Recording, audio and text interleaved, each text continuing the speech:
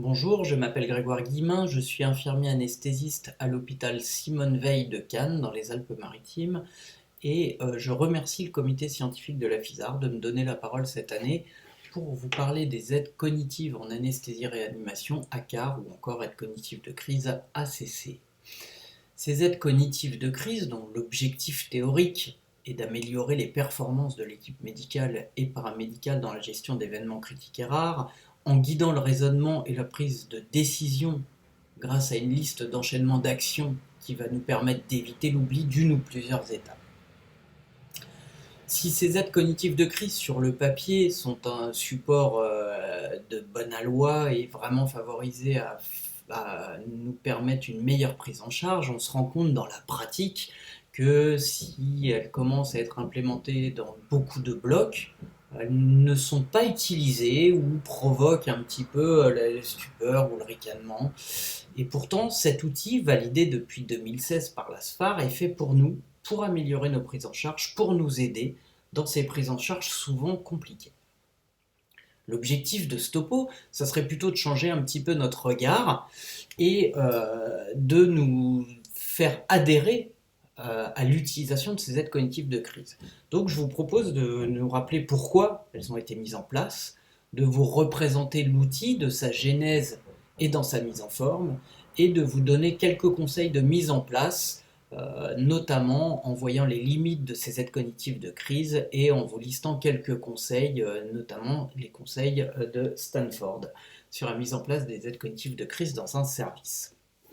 Je voudrais, avant de commencer, remercier Dimitri Baudrier, infirmier anesthésiste au Kremlin-Bicêtre, qui, dans le cadre en 2018 d'un mémoire pour l'obtention du diplôme de formateur en simulation de santé, a fait un travail de très grande qualité sur ce sujet et m'a permis de l'utiliser et de vous le présenter. Je vous le propose aussi en téléchargement direct sur le site de la FISAR dès aujourd'hui. Alors, pour parler des aides cognitives de crise, il faut d'abord qu'on évoque la situation de crise en anesthésie. Cette situation, elle est rare, imprévisible, et elle va nécessiter bien souvent une prise en charge à la fois coordonnée et rapide. Pourtant, comme le montre l'étude Lindecker de 1997 sur les prises en charge de situations de crise en anesthésie, on relève des défauts fréquents malgré l'expérience de l'équipe. Non pas qu'on ne sache pas faire, mais il faut prendre en compte que dans la situation de crise apparaît un facteur externe qui est le stress. Le stress, que l'on définit originellement comme une tension extrême appliquée à un corps et qui va le modifier, empêche la bonne mobilisation des ressources, l'efficience des gestes, la rapidité des actions. Ça va être un frein mis contre l'équipe médicale et paramédicale à la prise en charge complète, cohérente et effective d'une situation de crise. Comme le montre cette étude de Clark de 2000, le stress va impacter le plus sur les compétences non techniques. C'est pas qu'on ne sache pas faire les choses, le stress va influer sur notre capacité à nous gérer en termes d'équipe, notamment l'absence de leadership ou un leadership peu efficient, une mauvaise répartition des tâches ou un éloignement des recommandations professionnelles. James Reason, professeur de psychologie récompensé pour de nombreux travaux sur la réduction des risques en milieu hospitalier, définit plusieurs types d'erreurs dans les prises en charge en situation de stress. L'erreur, qui est classifiée comme structurelle, liée à l'équipement, aux ressources, ou basée sur des facteurs de processus, qui sont les actions qu'on va effectuer pendant l'administration des soins. Ces facteurs de processus eux-mêmes sont de deux natures, soit des erreurs de commission, c'est-à-dire une défaillance active dans laquelle le processus de soin est exécuté de manière incorrecte. Par exemple, je fais une intubation œsophagienne au lieu d'une intubation orotrachéale, ou je me trompe dans la dilution de ma seringue de noradrénaline. Ou alors, à l'opposé de cette erreur de commission, une erreur dite d'omission, qui elle va être définie comme une défaillance latente dans le processus de soin, puisqu'on va directement, complètement oublier de faire la seringue de noradrénaline. Or, James Reason, dans son étude de 2002, met en avant ces erreurs d'omission qui apparaissent plus fréquemment dans la gestion des situations de crise, et ces erreurs d'omission ont une sévérité de pronostic à court, moyen et long terme. Alors, pour bien comprendre ça, il faut qu'on reparle du processus de soins en situation de crise. C'est quelque chose qui est très analysé depuis des années et on ne peut s'empêcher de faire l'analogie avec les industries à haut risque, telles que l'énergie, notamment le nucléaire, ou l'aéronautique, dont les corrélations habituelles sont faites avec le milieu de l'anesthésie. Si on reprend toutes ces analogies, on retrace un petit peu l'historique de ces checklists, avec d'abord Haynes en 2001 et la prévention des erreurs de routine qui permet de mettre en œuvre des checklists, dont cette checklist-là assiste pour Acknowledge, Separate, Silence, Inform, Support and Time, qui permet au personnel non navigant d'un avion de suivre une guideline en cas de problème qui va être de bien montrer qu'on a compris la nature du problème, séparer les différents espaces de l'avion pour pas augmenter la panique, maintenir le silence radio sur les canaux pour permettre aux informations de passer, maintenir informée la hiérarchie de l'évolution de la situation, apporter tout le support nécessaire aux pilotes pour qu'ils puissent résoudre la crise et prendre en compte le facteur temps comme un facteur essentiel dans la résolution du problème.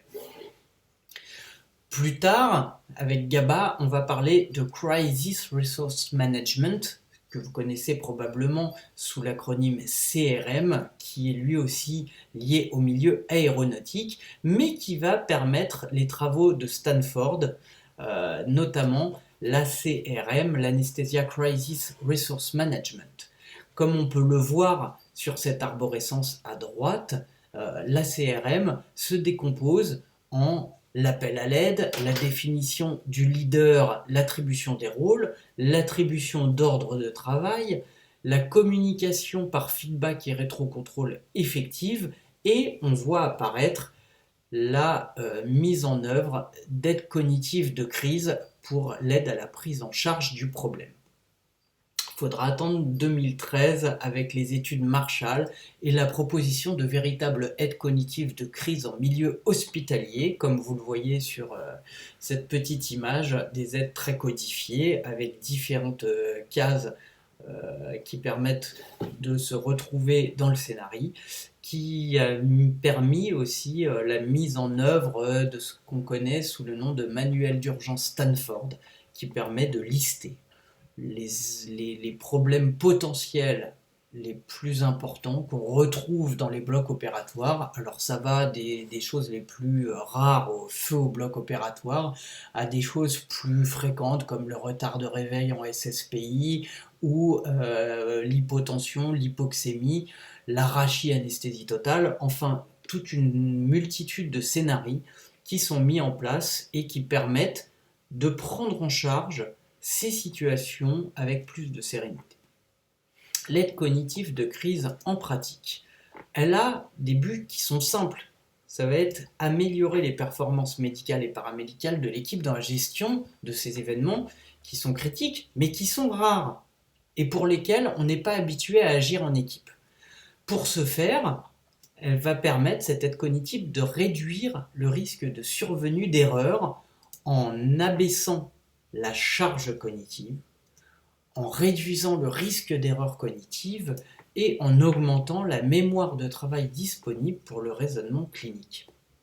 Parce qu'en fait, notre cerveau, comme un ordinateur, ou alors l'ordinateur comme notre cerveau, est fait de deux unités distinctes. On a le disque dur ou la mémoire qui stocke ce qu'on a appris, ce que l'on sait, et on a la mémoire vive ou la RAM, qui est la mémoire de travail disponible pour le raisonnement clinique. En fait, la mémoire mobilisable, aller rechercher la bonne information au bon moment et l'utiliser à bon escient.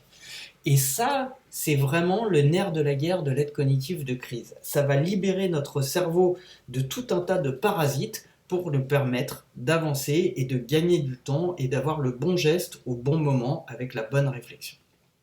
Bien entendu, toutes ces aides ont une validation scientifique. Et là, comme vous pouvez le voir sur ces deux graphiques, si on prend celui de gauche, qui est l'étude Harrison-Gaba de 2006, qui a été faite sur des internes d'anesthésie, sur un scénario d'hyperthermie maligne, on se rend compte que, en fonction de la fréquence d'utilisation de l'ACC, le score de traitement est meilleur avec l'utilisation d'aides cognitives de crise. Plus on va les utiliser, meilleur on est dans la prise en charge du scénario. Pareil sur celui de droite, qui est l'étude Arriaga, une étude qui fait référence dans ce domaine, de 2013, qui a été faite sur 17 équipes de blocs opératoires, 106 scénarios sous forme d'études randomisées. Elle mesure l'oubli d'une étape dans la prise en charge et on se rend bien compte qu'avec l'utilisation des aides cognitives de crise, il y a une baisse significative de 73% du taux d'oubli, donc moins d'oubli en utilisant les aides cognitives de crise. Donc l'intérêt de l'utilisation de ces aides cognitives, c'est vraiment d'améliorer nos performances. Et ce, en diminuant le risque d'oubli ou d'erreur et en augmentant la rapidité d'exécution des tâches. Les aides cognitives de crise, validées scientifiquement, vous pouvez les retrouver principalement sous deux modèles en France, qui sont le modèle SFAR, validé depuis 2016, ou le modèle Stanford, pareil, depuis 2016. Mais quel que soit le modèle que vous décidiez d'utiliser dans votre bloc, en gros, ils sont très superposables. Vous avez pour chacun le titre du scénario à mettre en œuvre, les critères d'inclusion, les critères de mise en œuvre effective, le rappel à l'aide, les choses à faire de manière immédiate et les choses auxquelles il faudra penser ou élucider pour établir le bon diagnostic ou éviter l'aggravation dans un second temps. Quoi qu'il advienne, que ce soit le modèle Stanford ou le modèle SFAR, il faut savoir que ces fiches, ces aides cognitives doivent être, pour être utilisées, facilement disponibles, qu'elles doivent être utilisées en équipe et que le lecteur est un poste attitré. Le lecteur ne doit pas être le leader. Ça, c'est très très important. Et enfin, une chose somme toute primordiale, si on décide d'utiliser cet outil pour améliorer nos prises en charge des situations critiques en anesthésie, il faut choisir un modèle qui est validé scientifiquement. Alors, les aides cognitives de crise existent, elles sont validées, elles sont simples d'utilisation, pourtant elles sont peu utilisées. Alors, il tient de se poser les questions des intérêts et des limites de ces aides cognitives de crise. Elles sont peu utilisées, sur les dernières études en 2016, un tiers seulement des apprenants en simulation les utilisent, 45% des internes dans l'étude Stanford de 2016. Pourquoi ? Mauvaise adhésion des équipes pour quelque chose de très simple et de très connu en sociologie qui s'appelle la résistance au changement. Moi j'ai rien contre le changement, il faut juste que ça perturbe pas trop ma routine. En effet, ça fait un peu sourire, mais c'est tellement vrai.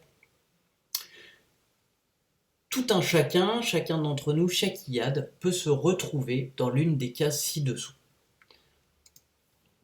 Que l'on soit jeune diplômé, vieux diplômé, centré plutôt sur les améliorations du service, sur le bien commun, donc en focus externe, ou plutôt centré sur mon propre bonheur, ma propre réussite professionnelle, mon propre épanouissement, en focus interne, que l'on soit vieux diplômé, et donc plutôt regardant sur le passé, en se disant c'était mieux avant, quand il n'y avait pas la Capno, quand il n'y avait pas la SAT, et qu'on faisait tout à la clinique, ou plutôt jeune diplômé, se disant j'ai la foi, on va faire des trucs fantastiques, on va sauver la planète. Bon, enfin, quoi qu'il arrive, on est tous dans une des cases suivantes, qui vont du refus à la résistance, à l'exploration, voire à l'implication. Mais en tout cas, quelles que soient les choses qu'on essaye de changer dans un service, chacun d'entre nous, chacun de nos collègues se retrouve dans une de ces cases et il faut bien comprendre qui et où pour essayer de faire quelque chose. Un autre facteur à prendre en compte important dans la mise en place des aides cognitives de crise, c'est la peur du jugement, et notamment du jugement de compétence. Être obligé, avoir à sortir une aide cognitive de crise, c'est se dire implicitement, je ne sais pas faire, j'ai besoin d'une aide pour prendre en charge. Or, c'est pas vrai du tout.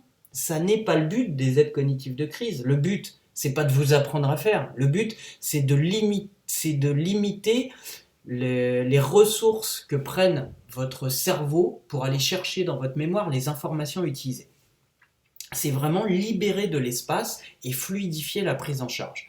Ça n'a rien à voir avec le jugement de compétence. On peut tout à fait être très compétent dans la prise en charge d'un arrêt cardio-circulatoire et utiliser des aides cognitives pour améliorer, pour rendre plus efficiente cette prise en charge. Une limite à l'utilisation des aides cognitives de crise, c'est que quand on les utilise, on n'a aucune garantie qu'on les utilise de manière correcte. Alors, je vous rappelle, l'utilisation correcte d'une aide cognitive de crise, c'est un lecteur attitré. La lecture doit se faire à voix haute et intelligible, audible de tous. Il faut qu'il y ait un rétrocontrôle. C'est-à-dire que quand on demande la vérification du pouls carotidien, la personne qui est au pouls carotidien doit dire « pouls vérifié, absence de pouls carotidien » pour que le lecteur puisse passer à l'item suivant. Bien entendu, à partir du moment où on sort les aides cognitives de crise, il ne faut pas qu'il y ait d'interruption dans le process. Si quelqu'un vient vous demander à ce moment-là où se trouve le papier de l'imprimante, chacun comprend aisément que ça rompt complètement la chaîne et que ça sort tout le monde du processus de soins qui a été mis en place. Et enfin, charge au lecteur de ne pas faire d'omission, même si certains items paraissent un peu incongrus ou coulant de source, par exemple l'absence de vérification du pouls. On imagine bien que dans le scénario d'un ACR au bloc opératoire, le tracé sera déjà peut-être plat, il y aura peut-être déjà le sang en nappe, il y aura déjà l'effondrement de la capnie, mais il faut le faire pour confirmer et pour pouvoir passer à d'autres items. Donc pas d'omission. Les intérêts et les limites, ils existent. Cependant, il faut aussi prendre en compte que pour tout changement de process au sein d'une équipe, il va falloir amener ce changement et il faut familiariser, utiliser et intégrer l'aide cognitive de crise dans la culture d'équipe. Pour faire cette transition, l'équipe de Stanford qui a beaucoup travaillé sur ce sujet propose 4 points clés. Le premier, c'est de connaître l'outil. Quelle est sa localisation? Est-ce qu'on a les ACC SFAR? Est-ce qu'on a les ACC Stanford? Est-ce qu'on les a sous le format papier ou sous le format numérique? Et quels sont les scénarios qui sont inclus dans la forme d'ACC qu'on a décidé d'utiliser dans notre département d'anesthésie? Ensuite, il faut s'approprier l'outil. Pour se l'approprier, il faut faire des séances de lecture, c'est-à-dire qu'une personne va prendre une aide cognitive de crise et la lire à ses collègues, à voix haute, intelligible, pour qu'ils assimilent le fait dans leur mémoire de stockage, qu'une fois qu'on est rentré dans la lecture de ces scénarios et de ces aides, on rentre dans un process de soins. Et rien n'empêche, et c'est même conseillé, de faire des sessions de simulation. Pas obligatoire de faire de la simulation haute fidélité dans un centre qui va coûter cher, l'institution va dire non. On peut tout à fait faire de la simulation à l'utilisation de l'ACC en équipe, in situ, avec ses collègues. Il suffit de réunir des collègues qui sont partants, de réunir des AS du bloc, des IBOD, des chirurgiens, et de se dire aujourd'hui, à telle heure, on va se faire telle aide de cognitive de crise, tel scénario, et puis après on en discute. C'est tout à fait faisable et ça permet à chacun, quel que soit son corps professionnel, d'intégrer l'outil comme quelque chose de normal, comme quelque chose d'acquis. Il faut aussi se dire, et c'est une décision d'équipe, c'est une décision institutionnelle, qu'à partir du moment où on utilise les aides cognitives de crise, on en fait une utilisation systématique. Aujourd'hui, on est dans des choses très très codifiées. Vous prenez l'arrêt cardio-circulatoire au bloc opératoire, quand il y a un arrêt, les choses sont très simples. on arrête la chirurgie, on appelle à l'aide, on amène le chariot d'urgence, on amène le défibrillateur, on rentre dans notre séquence. Il suffit juste de rajouter, on sort l'aide cognitive de crise, arrêt cardio-circulatoire au bloc opératoire, et on suit la guideline qui nous est proposée et qui va aider au final tout le monde à trouver un rôle et à faire quelque chose. C'est inscrit dans la culture de la sécurité. Et j'ai quand même tendance à croire que cette culture de la sécurité, c'est un des cœurs de métier de l'infirmier anesthésiste.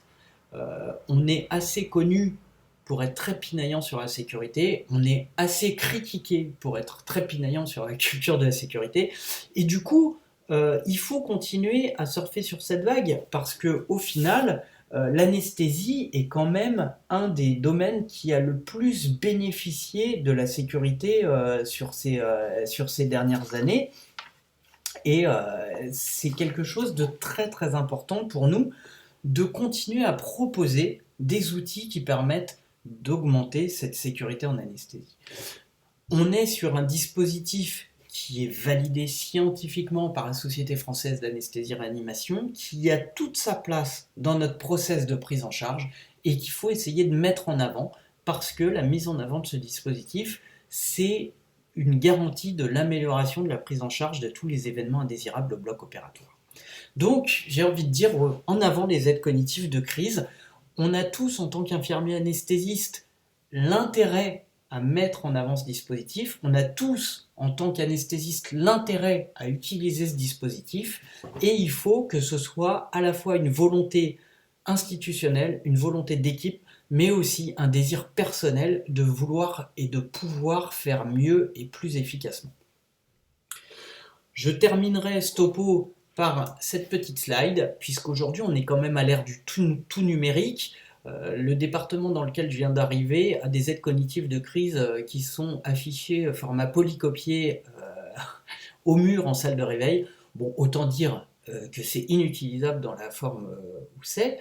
Ces aides cognitives de crise, elles existent sous forme de fiches réflexes téléchargeables sur Android, sur iOS. Vous pouvez, en scannant le QR code ci-dessous, vous les approprier et les mettre en place. C'est accessible sans connexion au bloc opératoire et donc très très facilement utilisable. Je vous remercie de m'avoir écouté. J'espère que ce petit topo vous donnera envie d'essayer de mettre en place, ou si elles sont mises en place, d'utiliser un petit peu plus les aides cognitives de crise, qui sont vraiment des dispositifs qui sont faits pour améliorer la prise en charge des patients et pour améliorer le vécu de la prise en charge des soignants. Je vous remercie de m'avoir écouté et je suis à votre disposition pour répondre à vos questions. Merci.